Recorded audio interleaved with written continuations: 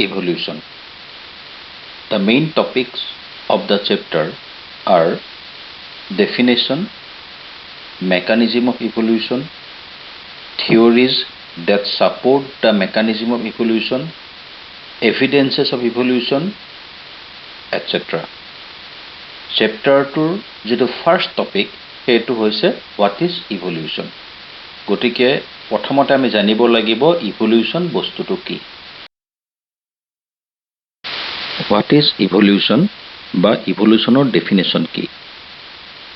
যদি এই কুৱেশ্যনটো সোধা হয় মেক্সিমাম মানুহৰ এটাই আনচাৰ হ'ব যে যিটো প্ৰচেছত বান্দৰৰ পৰা মানুহ হৈছিলে সেইটোৱে হৈছে ইভলিউশ্যন।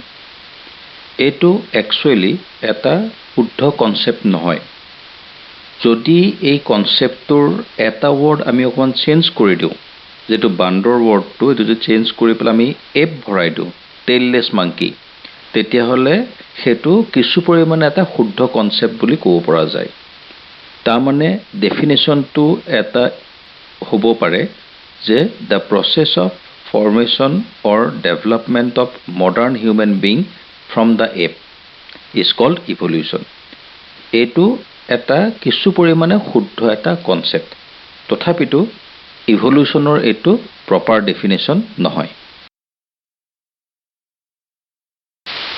ইভলিউশ্যনৰ প্ৰপাৰ ডেফিনেশ্যন হৈছে এনেকুৱা এটা প্ৰচেছ যিটো প্ৰচেছত চিম্পল প্ৰকেৰিয়টিক ইউনিচেলুলাৰ অৰ্গেনিজিমৰ পৰা মডাৰ্ণ লিভিং ৱৰ্ল্ড ফৰ্মেশ্যন হৈছে।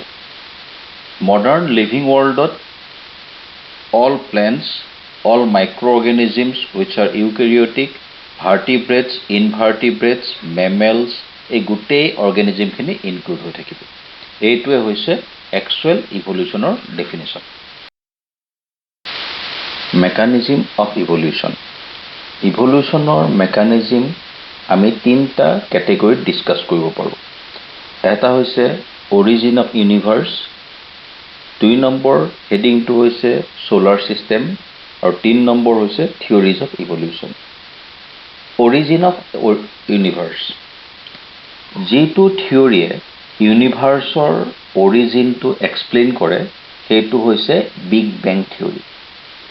অৰিজিনেলি ইউনিভাৰ্ছ বা ছ'লাৰ ছিষ্টেম বুলি একো কম্পনেণ্টছ নাছিল, অকল কছমিক ডাষ্ট বা কছমিক মেটেৰিয়েলছ কিছুমান আছিল। এটা হিউজ এক্সপ্ল'জন হৈছিলে এই কছমিক ডাষ্টত বা কছমিক পাৰ্টিকলছবিলাকত। এই এক্সপ্ল'জনটোক কোৱা হয় বিগ বেং বুলি। এই বিগ বেঙৰ কাৰণে যিখিনি কছমিক ডাষ্ট আছিলে সেই কছমিক ডাষ্টখিনি স্প্ৰেড হৈ গ'ল। কছমিক পাৰ্টিকলছ বা কছমিক মেটেৰিয়েলত হোৱা এই এক্সপ্ল'জনৰ কাৰণে গোটেই কম্পনেণ্টছখিনি স্প্ৰেড হৈ গ'ল, আৰু ফাইনেলি এই কম্পনেণ্টছবিলাকে আমাৰ ছ'লাৰ ছিষ্টেম আৰু ইউনিভাৰ্ছ ডেভেলপ কৰিলে। ছ'লাৰ ছিষ্টেম বিগ বেং বা এক্সপ্ল'জনৰ পিছত গ্ৰেজুৱেলি গেছিয়াছ কম্পনেণ্টছৰ একুমুলেশ্যন হ'ল, আৰু এই গেছিয়াছ কম্পনেণ্টছখিনিক এজ এ হ'ল কোৱা হয় ছ'লাৰ নেবুলা বুলি, NEBULA নেবুলা বুলি। এই ছ'লাৰ নেবুলাৰ গ্ৰেজুৱেলি কণ্ডেনছেশ্যন হয় আৰু চেণ্টাৰত ছান বা আমাৰ ছ'লাৰ ছিষ্টেমৰ যিটো চেণ্টাৰ সেই চেণ্টাৰটো ক্ৰিয়েট হয়। বাকী যিখিনি কম্পনেণ্টছ থাকিলে, যিখিনি গেছিয়াছ কম্পনেণ্টছ থাকিলে, যাক চেলেচিয়েল পাৰ্টিকলছ বুলি কোৱা হয়, সেই চেলেচিয়েল পাৰ্টিকলছখিনিয়ে আমাৰ ছ'লাৰ ছিষ্টেম ফৰ্ম কৰিলে।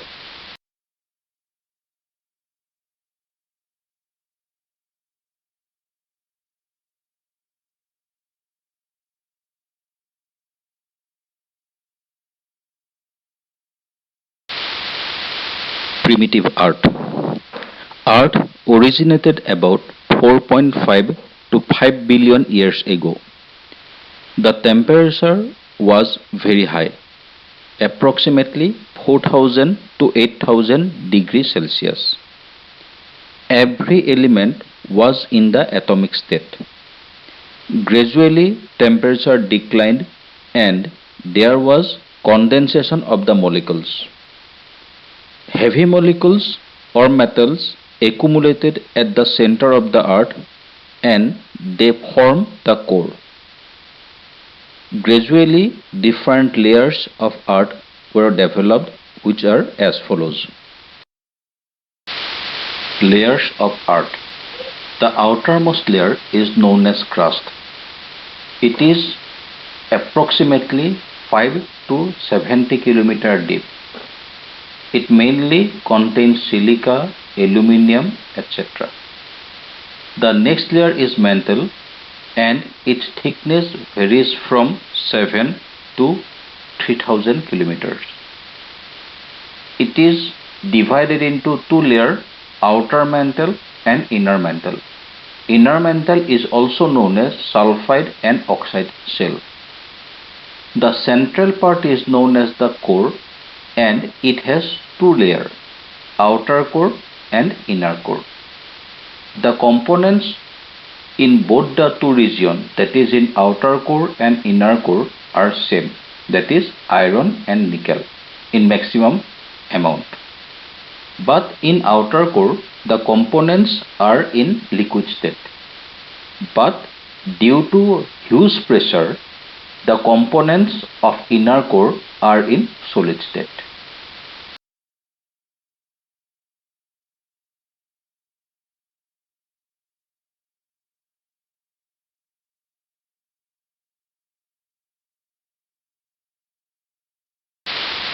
Theories of evolution.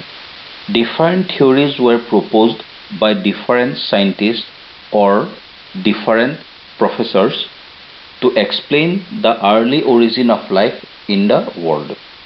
The first theory is theory of special creation. According to this theory, supernatural powers were responsible for early development of living organisms in the world. This is a traditional belief. The second is spontaneous origin of life. Spontaneous origin of life. এই কনসেপ্টটো actually এটা traditional concept হয়, যাৰ বেছটো হৈছে যে non living অবজেক্টৰ পৰা স্পন্টেনিয়াছলি লাইফৰ formation হোৱাটো। এই বিলিফটো একচুৱেলি প্ৰপ'জ কৰিছিলে এৰিষ্টটল নামৰ এজন চাইণ্টিষ্টে। এৰিষ্টটলৰ এই থিয়ৰিটোৰ মেইন বেচিছ আছিলে দুটা কনসেপ্ট।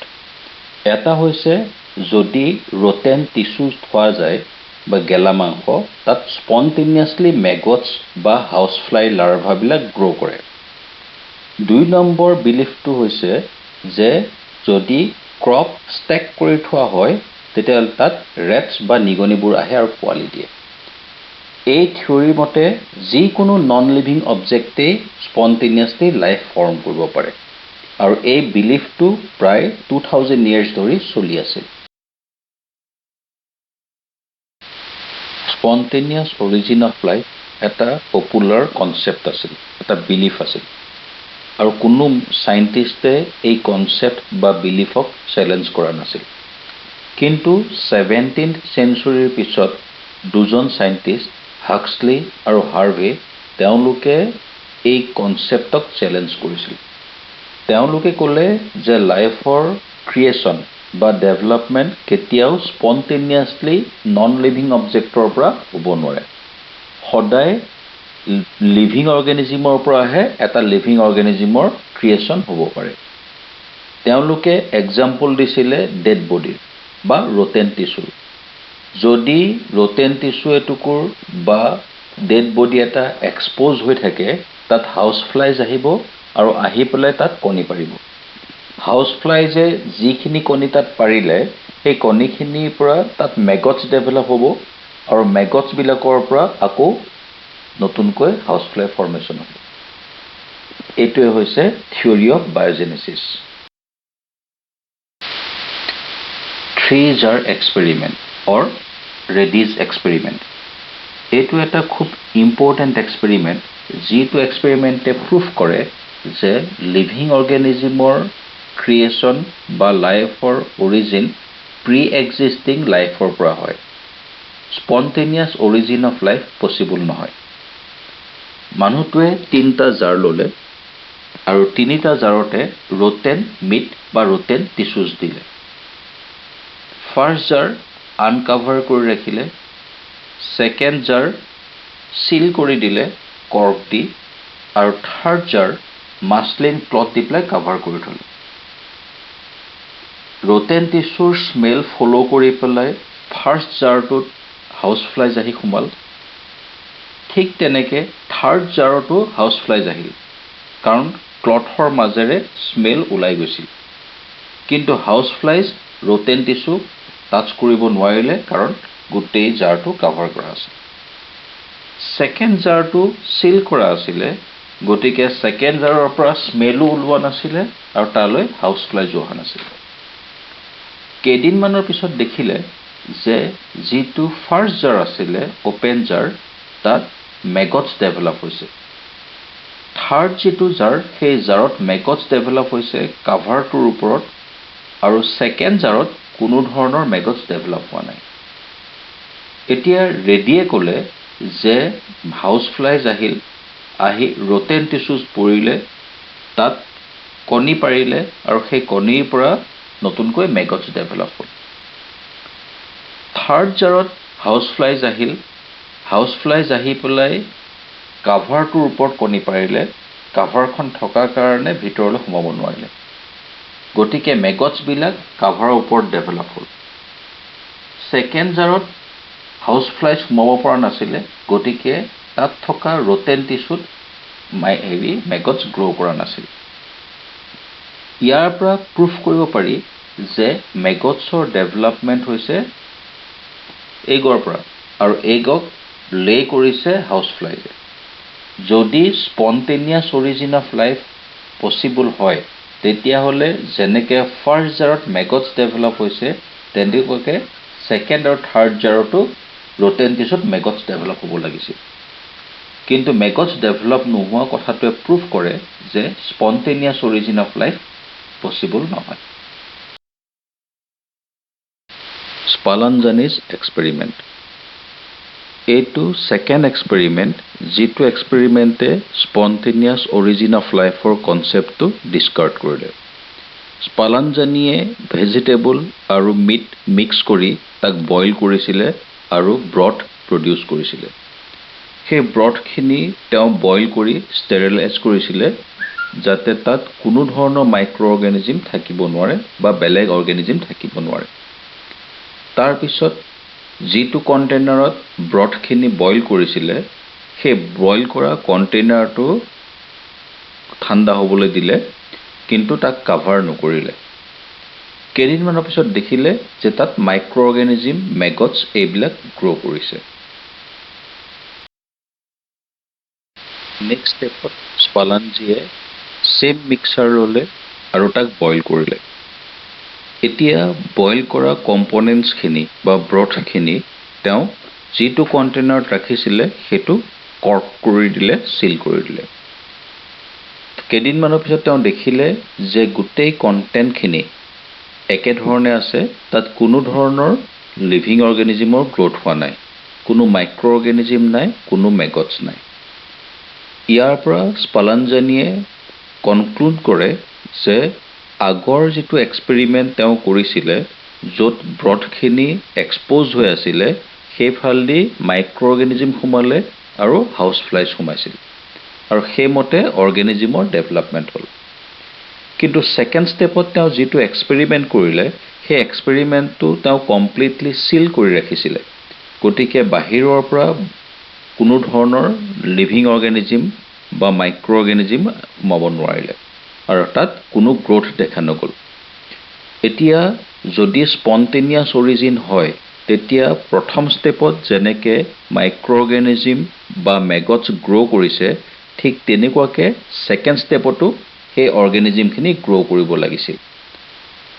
ই প্ৰুফ কৰে যে স্পণ্টেনিয়াছ অৰিজিন অফ লাইফ পচিবল নহয়। স্পণ্টেনিয়াছ অৰিজিন অফ লাইফৰ এগেইনষ্টত লুই পেষ্টিয়ৰে এটা এক্সপেৰিমেণ্ট কৰিছিলে। তেওঁ দুটা স্পেচিয়েল কণ্টেইনাৰত দুটা কালচাৰ মিডিয়া লৈছিল, যাক ব্ৰথ বুলি কোৱা হয়। কণ্টেইনাৰকেইটাৰ মূৰকেইটা বেণ্ড আছিলে, যাক স্ৱান নেক বটল বুলি কোৱা হয়। এই বেণ্ট নেকটোৱে মাইক্ৰ' অৰ্গেনিজিমৰ ফিল্টাৰ হিচাপে কাম কৰে। দুইটা নিউট্ৰিয়েণ্ট মিডিয়া তেওঁ বইল কৰিছিল যাতে মিডিয়াকেইটাত কোনো মাইক্ৰ' অৰ্গেনিজিম ছাৰ্ভাইভ কৰিব নোৱাৰে। দুটা কণ্টেইনাৰৰ এটা কণ্টেইনাৰৰ যিটো বটল নেক তাক ভাঙি দিছিলে যাতে নেকটো চুটি হৈ যায়। এতিয়া দুইটা কণ্টেইনাৰ আনডিষ্টাৰ্ব ৰাখি থৈ দিলে। কেইদিনমানৰ পিছত দেখিলে যে যিটো কণ্টেইনাৰৰ নেক ভাঙি দিয়া হৈছিলে তাত মাইক্ৰ' অৰ্গেনিজিম গ্ৰ' কৰিছে। কিন্তু ছেকেণ্ড যিটো কণ্টেইনাৰ যাৰ নেক ইনটেক্ট আছিলে তাত কোনো মাইক্ৰ' অৰ্গেনিজিম নাই, কাৰণ যিটো বেণ্ট পৰ্চন সেই বেণ্ট পৰ্চনটোৱে মাইক্ৰ' অৰ্গেনিজিমক সোমাবলৈ দিয়া নাছিলে। ইয়াৰ পৰা প্ৰুফ কৰিব পাৰি যে মাইক্ৰ' অৰ্গেনিজিমৰ গ্ৰ'থ এনভাইৰনমেণ্টত থকা মাইক্ৰ' অৰ্গেনিজিমৰ পৰাহে হৈছে, নিউট্ৰিয়েণ্ট মিডিয়া বা স্পণ্টেনিয়াছলি মাইক্ৰ' অৰ্গেনিজিমৰ গ্ৰ'থ হোৱা নাই।